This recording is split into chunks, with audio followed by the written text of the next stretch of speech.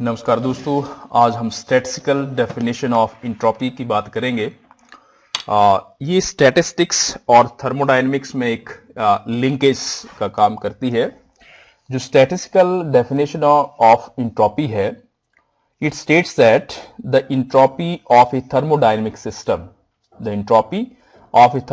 System is directly proportional to the natural log of thermodynamic probability और total number of microstates in a system। कि मान लीजिए हमारे पास यदि कोई थर्मोडायनेमिक सिस्टम है और इस थर्मोडायनेमिक सिस्टम में we have large number of particles and if we are interested to discuss the distribution of these particles in different states, then we defined a term W which is called as the thermodynamic probability। thermodynamic probability का मतलब होता है number of microstates of a system। एक system में कितने total number of microstates हैं उसको हम थर्मोडायनेमिक प्रोबेबिलिटी कहते हैं। तो ये कहा गया कि जो इंट्रोपी है, entropy is always directly proportional to the log of W। कि जो थर्मोडायनेमिक प्रोबेबिलिटी है इसका जो नेचुरल लॉग होता है उसके ऊपर जो है वो डिपेंड करती है S, और इस प्रोपोर्शनलिटी साइन को हटा दिया जाए देन हम लिखते हैं D it is equal to K ln W। K is the proportionality constant, और ये जो एक फॉर्मूला बना है बेसिकली इसको हम स्टैटिस्टिकल डेफिनेशन ऑफ इंट्रोपी बोलते हैं, क्योंकि ये इंट्रोपी और W जो नंबर ऑफ माइक्रोस्टेट्स है या जो थर्मोडायनेमिक प्रोबेबिलिटी है जो एक स्टैटिस्टिकल पैरामीटर है, इन दोनों को आपस में जोड़ता है। तो बेसिकली जो डेफिनेशन है, ये थर्मोडायनेमिक जो सिस्टम है कोई, उस सिस्टम में जो थर्मोडायनेमिक्स और जो स्टैटिस्टिक्स है, जो एक दो तरह के अलग टूल्स हैं या अलग नजरिए हैं, उन दोनों को आपस में जो है वो जोड़ने का काम करता है। और हम यहां कहते हैं कि जो इंट्रोपी है किसी भी सिस्टम की, it is always directly proportional to the natural log of W, that is the thermodynamic probability of system. तो इस फॉर्मूले को, इस डेफिनेशन को हम प्रूफ करेंगे कि ये कहां से आया। इस स्टैटिस्टिकल डेफिनेशन को प्रूफ करने के लिए जब हम जो स्टैटिस्टिकल कैलकुलेशन या स्टैटिस्टिकल जो भी हमने सिस्टम में बात कर रहे थे, जो पिछले लेक्चर्स में हमने डिस्कस किया था, चाहे वो FD स्टैटिस्टिक्स हो, चाहे BE स्टैटिस्टिक्स हो या MB स्टैटिस्टिक्स हो, वहां पे हमने ये कहा था कि कोई भी हमारे पास सिस्टम होता है, यदि हमारे पास कोई थर्मोडायनेमिक सिस्टम है और उस थर्मोडायनेमिक सिस्टम में यदि लार्ज नंबर ऑफ पार्टिकल्स होते हैं, तो वो जो सिस्टम है वो इक्विलिब्रियम स्टेट के आसपास रहने की कोशिश करता है। इक्विलिब्रियम स्टेट की जो प्रोबेबिलिटी है वो सबसे ज्यादा प्रोबेबिलिटी होती है कि वो सिस्टम जो है वो इक्विलिब्रियम स्टेट के आसपास रहेगा। और वो जो इक्विलिब्रियम स्टेट है उसके लिए हम एक एक्सप्रेशन ड्राइव करते थे, that is the derivative of log, natural log of W minus alpha dn minus beta into DU equal to 0। इस तरह की इक्वेशन जो है हम सभी तरह की स्टैटिस्टिक्स को ड्राइव करते हुए वहां पे बीच में आता था।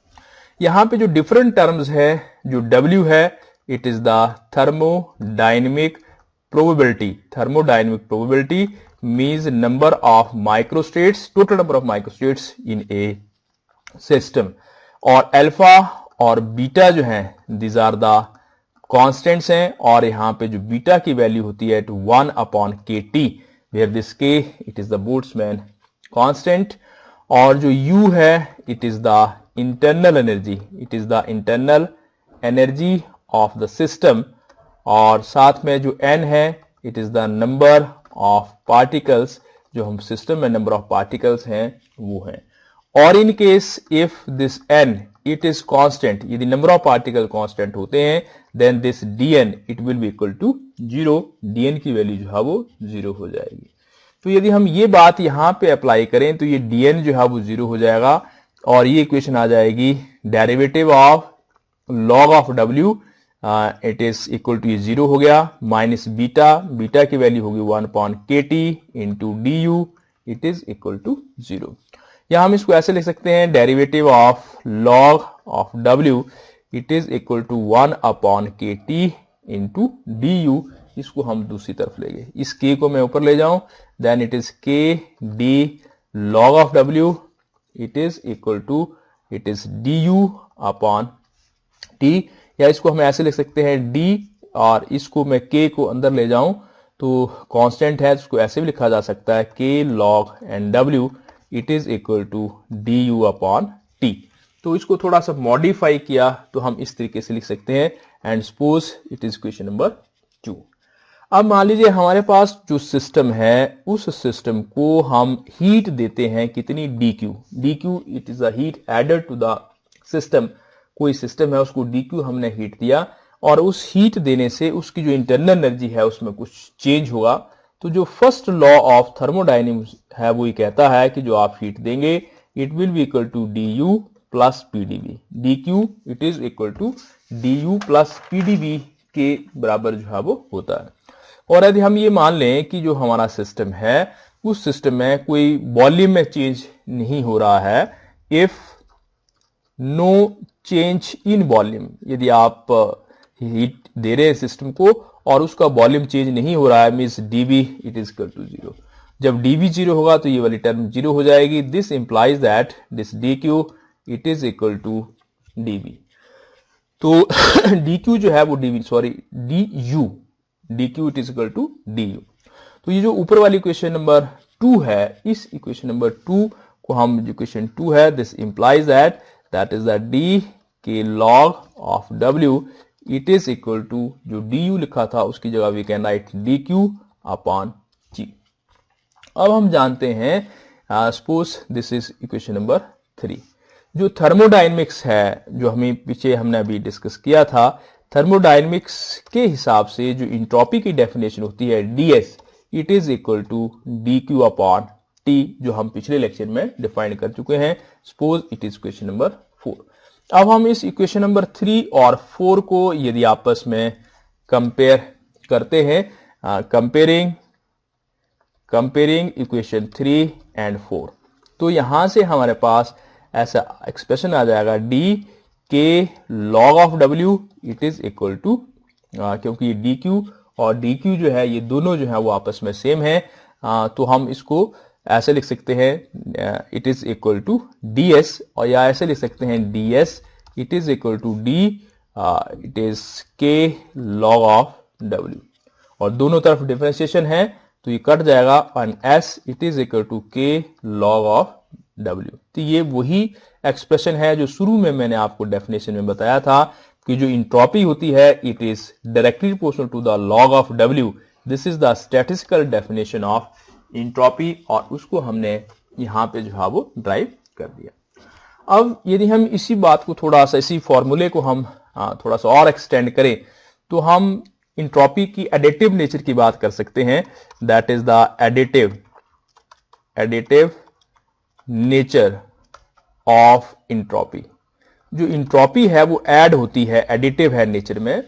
मान लीजिए हमारे पास ये सिस्टम है, ये कोई सिस्टम है और इस सिस्टम की इंट्रोपी जो है वो S है और इसकी थर्मोडायनेमिक प्रोबेबिलिटी जो है वो W है। हम क्या करते हैं कि इस सिस्टम को डिवाइड कर देते हैं दो इक्वल पार्ट्स में, सब सिस्टम में, और ये फर्स्ट हो गया, मान लीजिए इसकी इंट्रोपी S1 है, थर्मोडायनेमिक प्रोबेबिलिटी W1 है, इसकी इंट्रोपी S2 है और थर्मोडायनेमिक प्रोबेबिलिटी जो है वो W2 है।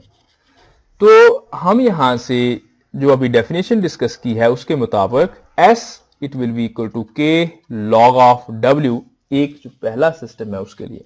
अब हमारे पास दो सिस्टम बनेंगे, एक है जिसकी इंट्रोपी S1 है, थर्मोडायनेमिक प्रोबेबिलिटी W1 है, एक दूसरा सिस्टम है जिसकी प्रोबेबिलिटी S2 है और थर्मोडायनेमिक प्रोबेबिलिटी जो है वो W2 है। तो यदि हम थर्मोडायनेमिक प्रोबेबिलिटी की बात करें, आप जानते हैं कि हमारे पास यदि एक सिस्टम की प्रोबेबिलिटी W1 हो, दूसरे की W2 हो और उनकी नेट प्रोबेबिलिटी निकालना चाहें तो प्रोबेबिलिटी जो है वो मल्टीप्लाई होती है, तो ये मल्टीप्लाई हो जाएगा। मींस टोटल प्रोबेबिलिटी W जो है it is related with the W1 and W2 by W1 multiplied by W2। तो इसका हम लॉग ले लें, देन लॉग ऑफ W ये हो जाएगा लॉग ऑफ W1। जब लॉग लेते हैं तो जो मल्टीप्लाई है वो प्लस हो जाता है, तो ये हो जाएगा लॉग ऑफ W2। यदि इसको हम k से मल्टीप्लाई कर ले तो ये भी k हो जाएगा, यहां भी k हो जाएगा और यहां भी k हो जाएगा। तो ये जो है this is the S total entropy of the system, this is the formula of S1 that is the entropy of first system and this is S2 that is the entropy of second system. इसका मतलब जो net entropy है वो दोनों system की entropy को यदि add कर दिया जाए तो उसके बराबर हो जाएगा। और सिमिलरली ये तो हमने दो सिस्टम की बात की थी, यदि हमारे पास n सिस्टम हो, सिमिलरली फॉर n सिस्टम, तो s जो है हम ऐसे लिख सकते हैं S1 plus S2 plus S3 plus S4 so on, या हम इसको जनरलाइज कर सकते हैं summation i goes from 1 to n and it is Si। इसका मतलब जो एंट्रोपी होती है सिस्टम की वो एडिटिव होती है नेचर में, वो ऐड होती है। तो हमने जस्ट स्टैटिस्टिकल डेफिनेशन जो है एंट्रोपी की इंट्रोड्यूस की, जो थर्मोडायनेमिक्स और स्टैटिस्टिक्स कैलकुलेशंस को आपस में कोरिलेट करने का काम करती है।